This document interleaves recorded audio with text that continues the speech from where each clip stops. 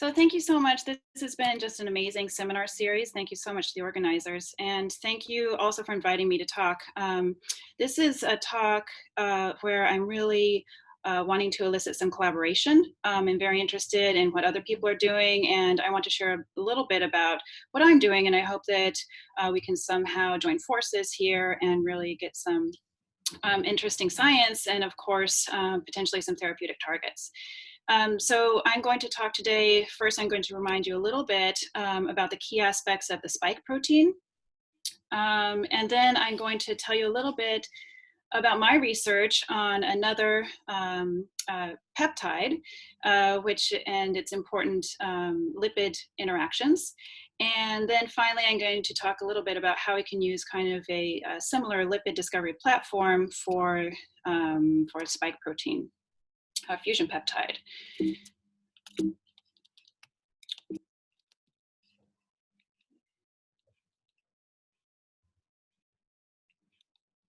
I'm having trouble advancing this. There we go. Okay.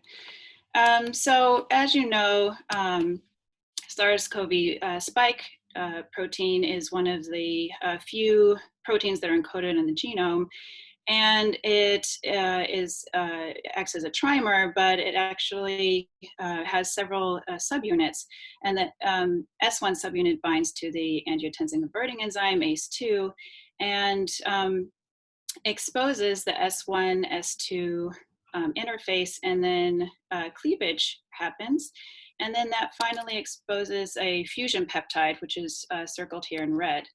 And this fusion peptide is actually what's used to penetrate target cell membrane and to initiate the viron host cell membrane fusion event. So this is actually a class 1 viral fusion protein, and it's generally known that these types of proteins contain only one fusion peptide. For SARS-CoV-1, it's been identified to be a 19 amino acid synthetic peptide, and it's been mimicked with a synthetic peptide, which most of the studies have been done with. It corresponds to residues 770 to 788. It actually shows about 75% homology to SARS-CoV-2 fusion peptide, and it strongly partitions into the membranes of the lipid vesicles. It has high propensity to adopt a beta sheet secondary structure, and the peptide induces membrane fusion of lipid vesicles and causes leakage. And as I said before, most of these studies have been done with a synthetic peptide. So this is very interesting to me because there's multiple evidences that the membrane actually affects the ability of the peptide to penetrate and to induce fusion. So just a handful of these studies have indicated the importance of the lipid content of the membrane, such as negatively charged lipid increases the penetration of the S2 peptide, the fusion peptide, as does cholesterol content. There's increased binding of this fusion peptide with vesicles containing anionic lipids, including phosphatidylinositol, over those containing phosphatidylcholine. And the phospholipid environment determines the secondary structure of this peptide as well. And finally, lipid rafts and sphingolipid and cholesterol-rich microdomains have really been shown to affect viral entry into the host cell in this virus and others. So what came across to me as very interesting is I've been studying the amyloid beta peptide in Alzheimer's disease. And there's one publication looking at the NMR structure and really cites this structural similarity between amyloid beta peptide and the fusion domain of influenza hemagglutinin. And this is actually the prototypical member of the class 1 fusion protein family, and has these characteristics that are similar to the CoV-2 fusion peptides, such as a 16 to 26 residue hydrophobic sequence, rich in alanine, glycine, and phenylalanine. And so not to overstate this similarity, I think this is an interesting similarity based on primary, secondary, and tertiary structure, but really to maybe use how I've been studying the lipid peptide interaction in Alzheimer's disease with amyloid beta peptide, and then to apply it to studying the lipid peptide interaction with the fusion protein. So just one slide on the background of Alzheimer's disease and the Abeta peptide. We all know that it's produced as a result of the cleavage, intramucous cleavage of amyloid precursor protein. It aggregates and then accumulates into plaques. It's thought that the oligomers or protofibrils are the disease causing oligomer. And shown here is a 3D rendering of the amyloid beta peptide. So it's a short 42 amino acid peptide, and it accumulates in AD brain. And I've also shown here just image of the plaque accumulation in AD versus control brain, imaged by PET. So I've been studying this, really trying to identify specific lipids that the Abeta peptide interacts with in hopes of identifying a new therapeutic target based on the global failures of Alzheimer's disease targeting amyloid accumulation and tau. So I think that if we could target the lipid, it may precede the amyloid accumulation. So this is the platform that I'm interested in applying to the lipid interaction of the COVI fusion peptide. Basically, it's a plate assay, which is amenable for high throughput screening. We can actually miniaturize it potentially to 384 or 1536 well plate.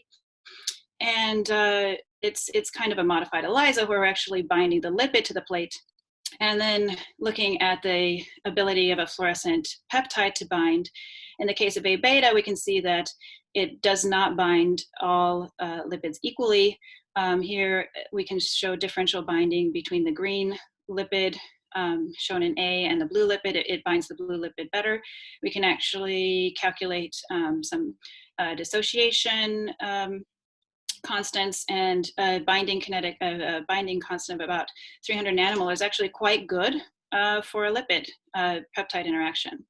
So this is also, I think, a very specific binding, as we can compete away with the unlabeled Abeta, but not with a scrambled Abeta. So I think this is a specific interaction, and identifying lipids here that are specifically interacting with the peptide could be very, very, very beneficial.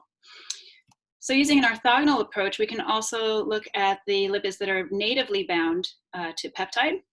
In the case of Abeta, it's secreted from the cell, and so we can use a cell culture system where we have hex cells overexpressing APP. Abeta is secreted, immunoisolated with a specific Abeta antibody, and then mass spectrometry is used to analyze the lipids that are associated. We're not sure, of course, if these are extracellular vesicles, if these are particles. We can just really call them at this point immunoisolated Abeta lipid moieties. So as I, excuse me, as I've shown here, some cholesterol ester species are preferentially bound, and it really depends on the acyl chain of these cholesterol ester species. Some very interesting species, such as a carbon chain with 20 carbons and 4 double bonds, also 22,6, which is docosahexaenoic acid. So these, and 24 is arachidonic acid. These are very interesting lipids in signaling in Alzheimer's disease, but also in basic biology. So just to show you a final data slide here, this actually had relevance in a mouse model. So I think that identifying these lipids through the plate assay and through mass spectrometry can really give us some insight into the biology of what's happening. So if we actually replenish a depleted lipid, we can actually get behavioral rescue in a mouse model of Alzheimer's disease. So these are preliminary data, but I think compelling enough to move forward on this. Your 1 minute mark. Okay, sure. So I'm just wrapping up here, and these are the next steps that I'm really interested in collaboration on.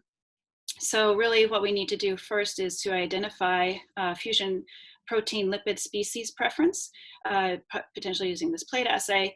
And here we can overexpress the S and potentially the E protein. I've been talking with Ken Shepard and Andreas Hartel, who actually presented last week for these expression systems. And I think we can get a lot of information about the native lipids that are actually bound to these peptides. we can actually use it for screening then, potentially to identify some therapeutic leads.